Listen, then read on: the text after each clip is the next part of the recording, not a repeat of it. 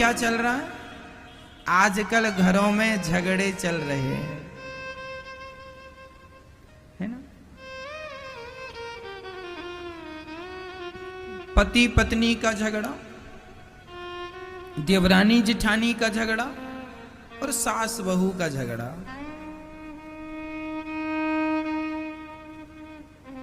अच्छा मैया बताओ, झगड़ा क्यों होता है? बताओ क्यों होता है? पति से, पत्नी से, सास से, जिठानी से या जमाने से झगड़ा क्यों होता है?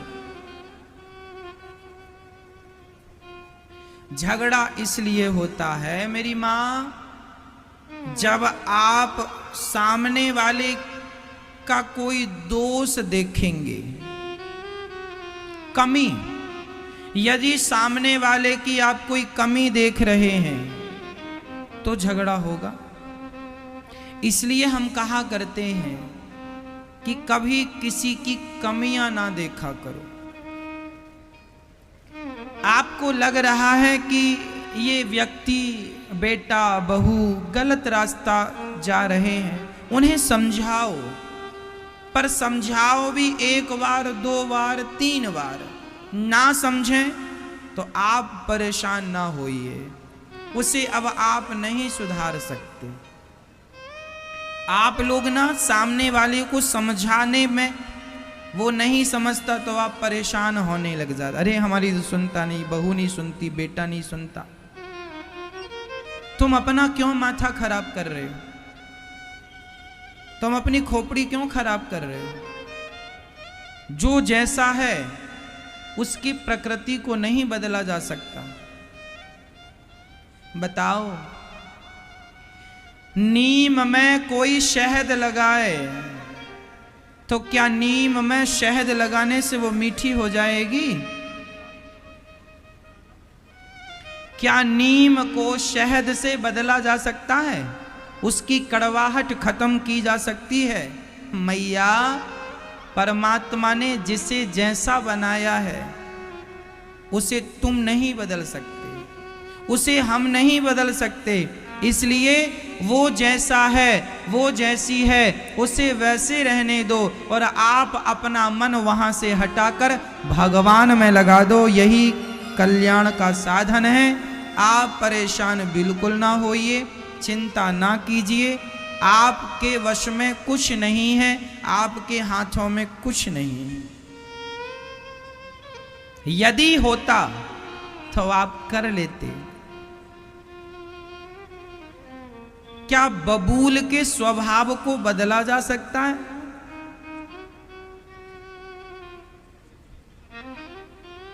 ज्यादा उपदेश उन्हें नहीं करना चाहिए जो समझे ही ना। एक बार चिड़िया ने एक बंदर को उपदेश किया था,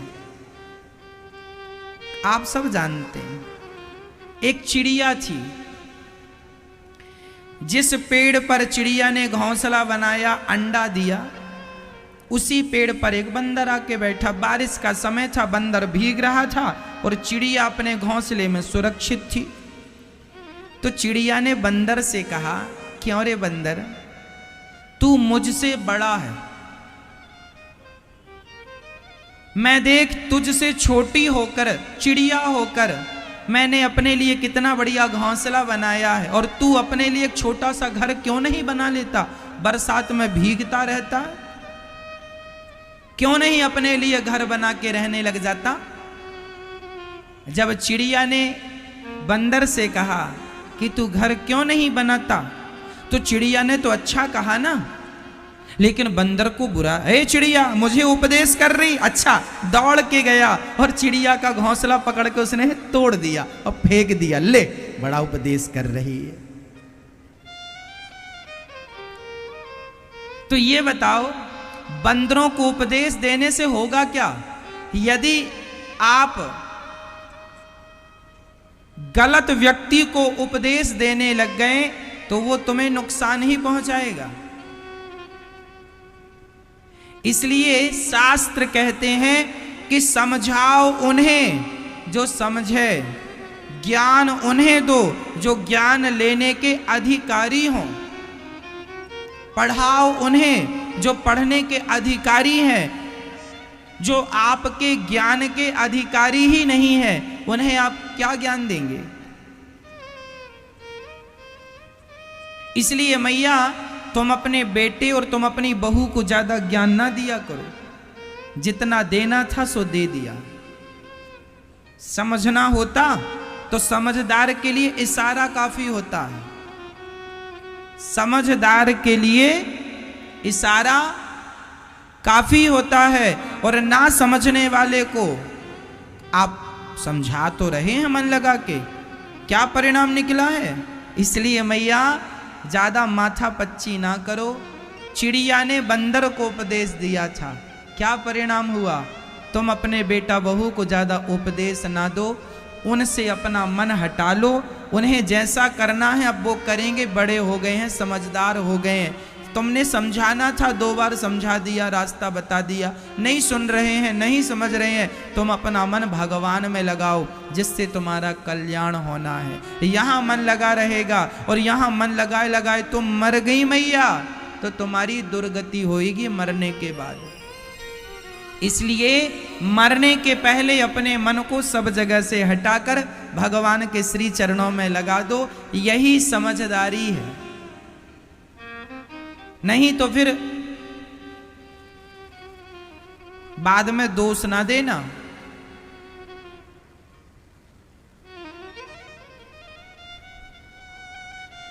तो चिड़िया और बंदर वाली कहानी याद रखना, उन्हीं को हम बात करते हैं, उन्हीं को हम ज्ञान की बातें सुनाते हैं भगवान की, जो सुनने के इच्छुक हैं। अब इच्छुक ही नहीं है सामने वाला, तो हमारे सुनाने से क्या फायदा? एक मैया जी हमसे बोली, महाराज जी गुरु मंत्र दे दो। हमने कहा बैठ जाओ, वो बैठ गई। हमने कहा मैया बोलो श्रीमन नारायण। महाराज जी बड़ा कष्ट है, बहुत दुख है, बहुत परेशान है। हमने कहा मैया गुरु मंत्र लेना। हाँ महाराज जी लेना। हमने कहा बोलो श्रीमन नारायण। महाराज जी क्या बताएं, सुनता ही नहीं कोई, सुनता ही नहीं। हम समझ गए ये अधिकारी नहीं। हमने कहा मैया हमने जो कहा आपने कुछ सुना? नहीं महाराज कुछ नहीं सुना। सुनाओ। हमने कहा सुना दिया, अब बाद में आना। अर्थ क्या निकला? ये वही बात है बंदर को उपदेश करने जैसी। आज हम कहते हैं कि बोलो श्रीमन नारायण। एक मैया बोली गुरुजी हम बड़े दुखी हैं, कोई उपाय बताओ। हमने कहा मैया बोलो श्रीमन नारायण, इसी का जाप करो, तुम्हारा सारा दुख दूर हो जाएगा। महाराज कोई और उपाय बताओ। आज के आदमी को भगवान पे भरोसा ही नहीं है, तो जिसे भगवान पे भरोसा नहीं हो, भगवान के नाम पे विश्वास नहीं हो, उनका दुख कैसे दूर होगा? आप ही बता दो, कैसे दुख दूर होगा? इसलिए कहता हूं भगवान पर विश्वास करना सीखो, भगवान के नाम पर विश्वास करना सीखो। यदि भगवान का एक नाम भी तुमने विश्वास से ले लिया, एक नाम पर्याप्त है भवसागर से पार लगाने के लिए, ओनली एक बार। इसलिए उस नाम को श्रद्धा से लो, श्रीमन नारायण श्रीमन नारायण श्रीमन नारायण, सीताराम सीताराम, राधे श्याम राधे श्याम, इन्हीं नामों का उच्चारण करो। कोई एक नाम पकड़ लो, सीताराम कहो, राधे श्याम कहो या श्रीमन नारायण कहो, ये तीनों एक ही हैं। सीताराम राधे श्याम श्रीमन नारायण, इनमें कोई रत्ती भर भी अंतर नहीं है। वह नारायण ही राम है, वह नारायण ही श्री कृष्ण है। एक नाम पकड़ लो, फिर देखो। पर कब? जब विश्वास हो तब। बिना विश्वास के सब बेकार है। मंत्र जाप मम दृढ़ विश्वासा पंचम भजन सुवेद प्रकाशा। भगवान का नाम तो जपना चाहिए मैया, पर नाम जपने में भी एक शर्त है। शर्त क्या है? नाम तो जपो पर दृढ़ विश्वास के साथ नाम जपो, ये शर्त है। विश्वास नहीं, विश्वास मतलब तो विश्वास टूट सकता है, इसलिए यहां है दृढ़ विश्वास। कौन सा विश्वास? दृढ़ विश्वास। जो विश्वास कभी टूटे ना, उस विश्वास का नाम दृढ़ विश्वास।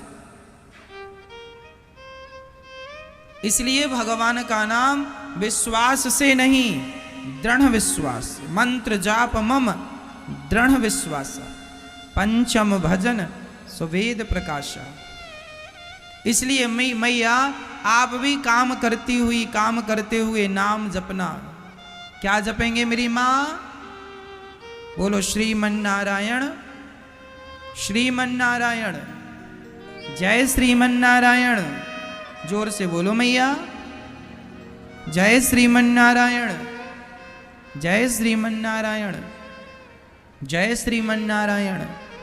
इसी का उच्चारण किया करो और बार बार कहा करो, हे नाथ मैं आपको कभी भूलूं नहीं, हे नाथ मैं आपको कभी, हे नाथ मैं आपको कभी भूलूं नहीं।